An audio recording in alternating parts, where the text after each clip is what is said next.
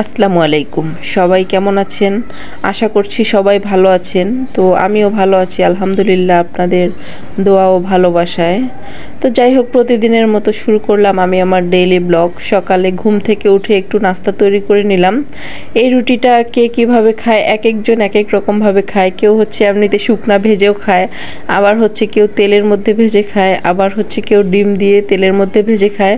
তো আমি হচ্ছে এটা আবার তেলের মধ্যে একটু রুটিটা আগে ভেজে নেই, নেওয়ার পরে ডিম ভেজে নেই, নেওয়ার পরে ডিমটা মাঝখানে দিয়ে আর একটু হচ্ছে তেলের মধ্যে ভেজে নেই। এভাবে কিন্তু মানে আসলেই খেতে অনেক ভালো লাগে। আমার ছেলে তো এভাবে হচ্ছে অনেক পছন্দ করে। এই কারণে হচ্ছে আমি যখনই এটা হচ্ছে তৈরি করি তখনই এইভাবে হচ্ছে ডিম ভেজে নেই আর কি, মরিচ পেঁয়াজ দিয়ে ডিম একটু আলাদা ভেজে নিয়ে তারপর হচ্ছে একসঙ্গে দিয়ে দিই। তো এভাবে হচ্ছে খেতে ভালোই লাগে।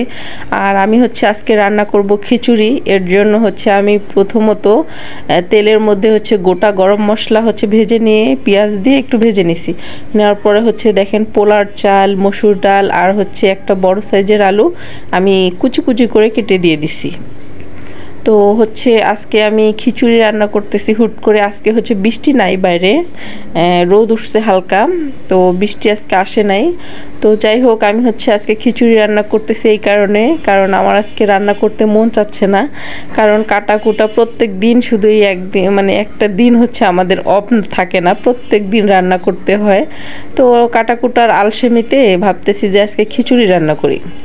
তো খিচুড়ি রান্না করতেছি কেন, আমার হচ্ছে ফ্রিজে মাংস তো রান্না করাই আছে, গরুর মাংস। তো আমি ভাবতেছি যদি খিচুড়ি রান্না করি তাহলে আর হচ্ছে আমার কাটাকুটা কোনো তরকারি রান্না করতে হবে না।